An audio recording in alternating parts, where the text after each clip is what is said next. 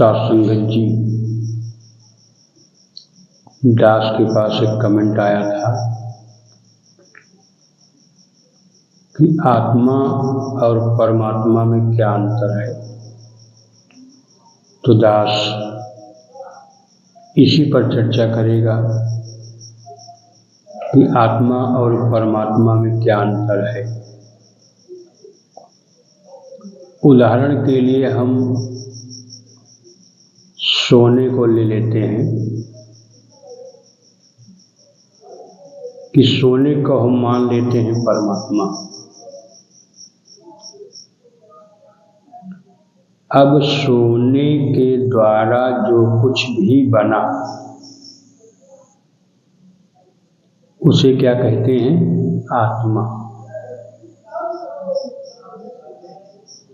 कुछ भी बना, ढेर सारा गहना बना,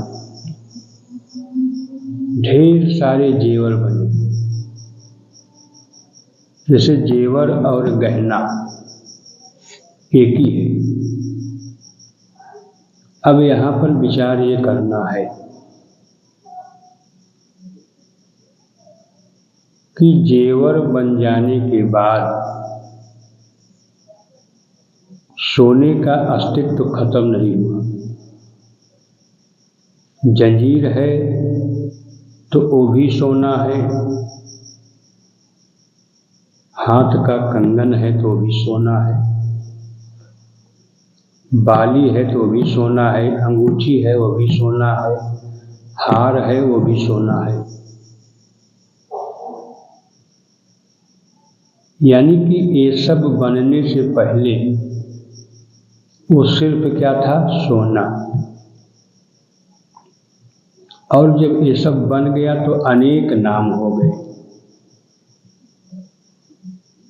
यानी सोना ही जंजीर है और जंजीर ही सोना है।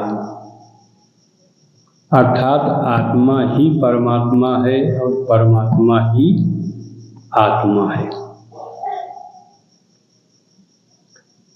जब सारे गहने को मिटा दिया जाए, यानी उनके आकार को जब मिटा दिया जाए तो आकार तो समाप्त हो जाएगा, लेकिन बचेगा क्या? सोना। उसी तरह से परमात्मा,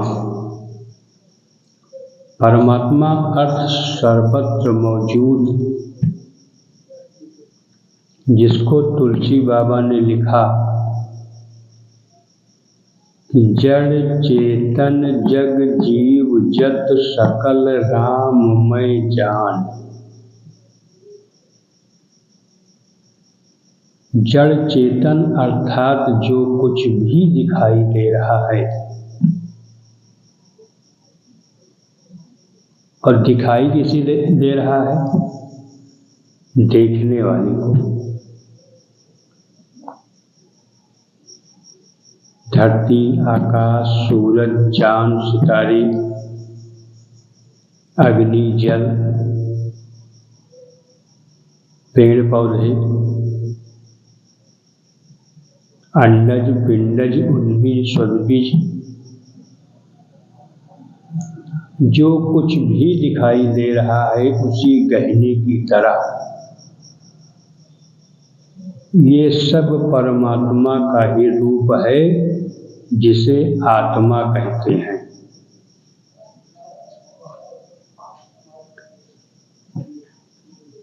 तो जैसे सोना और गहना दोनों में कोई अंतर नहीं है, सिर्फ आकार का अंतर है। उसी तरह से जो कुछ भी दिखाई दे रहा है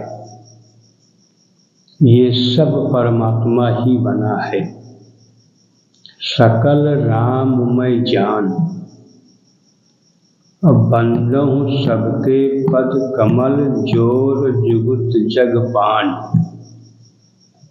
यानी तुलसी बाबा कह रहे हैं कि जो कुछ भी आपको नजर आ रहा है यह सब राम ही है। जैसे जितने भी गहने नजर आ रहे हैं सब सोना ही है, और जब गहना मिटेगा तो भी सोना बचेगा। उसी तरह से जब ये जगत मिटेगा तो भी परमात्मा बचेगा। और सासंगत जी, आत्मा अर्थात जो कुछ भी बना हुआ दिखाई दे रहा है वो सब आत्मा है। परमात्मा जो कुछ भी बना है वो सब परमात्मा ही है।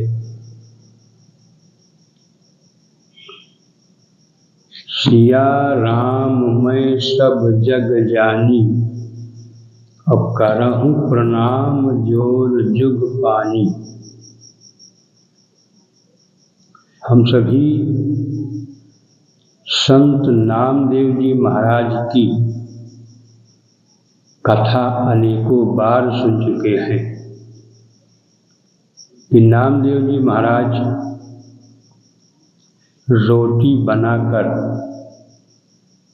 अपनी कुटिया में घी का डब्बा लाने के लिए चले गए कि रोटी में घी लगा के भगवान को भोग लगाऊं।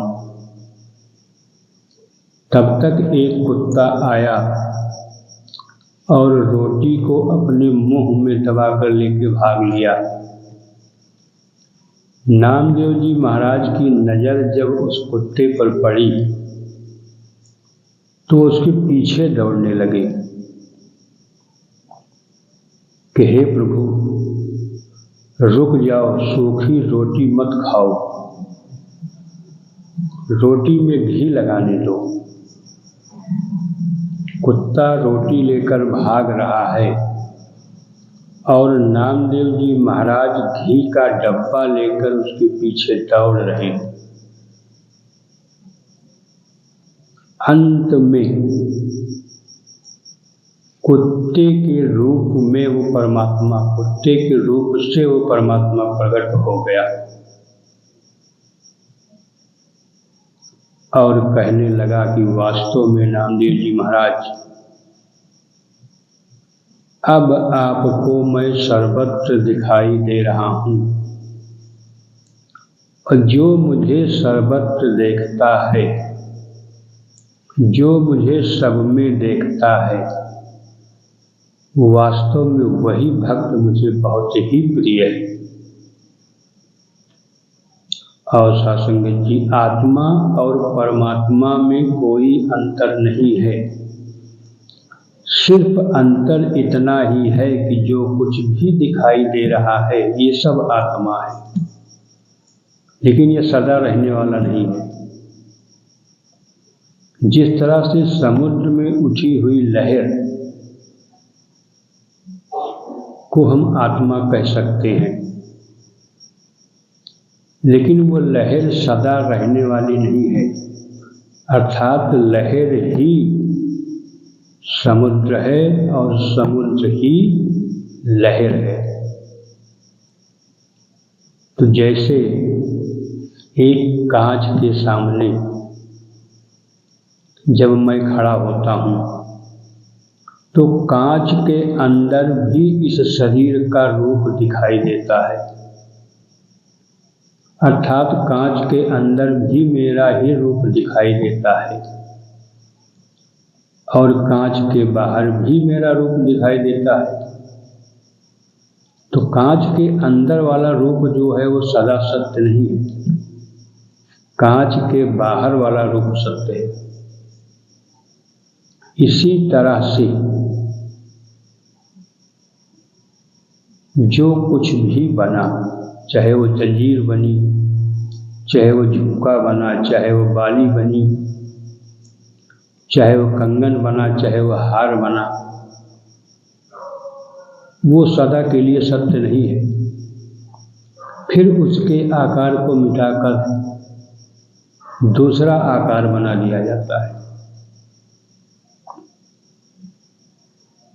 इसी तरह से जब प्रलय आती है तो ये सारा आकार इसी परमात्मा में विलीन हो जाता है, क्योंकि परमात्मा से बाहर कुछ भी नहीं है। जो भी उत्पन्न हुआ है सब परमात्मा के अंदर ही उत्पन्न हुआ है। वृक्ष बने हैं अस्थि प्रभु के, धरा मांस है कहलाती, पुतली बने हैं चांद और सूरज, नयन को कहते दिन राती। तो ये सब परमात्मा के अंदर से ही उपजा हुआ है, और एक दिन इसी परमात्मा में सब विलीन हो जाएगा। जैसे दास ने कहा कि जो कुछ भी दिखाई दे रहा है ये सब आत्मा है, और ये जहाँ से उत्पन्न हुआ है वो परमात्मा है। जैसे ढेर सारे जो गहने बने हैं वो गहने हैं, और सारे गहने कहाँ विलीन हो जाएंगे? सोना में। तो आत्मा और परमात्मा में सिर्फ इतना ही अंतर है सत्संग जी, और कोई अंतर नहीं है। तो दास इन्हीं शब्दों से अपनी वाणी को विराम देता है।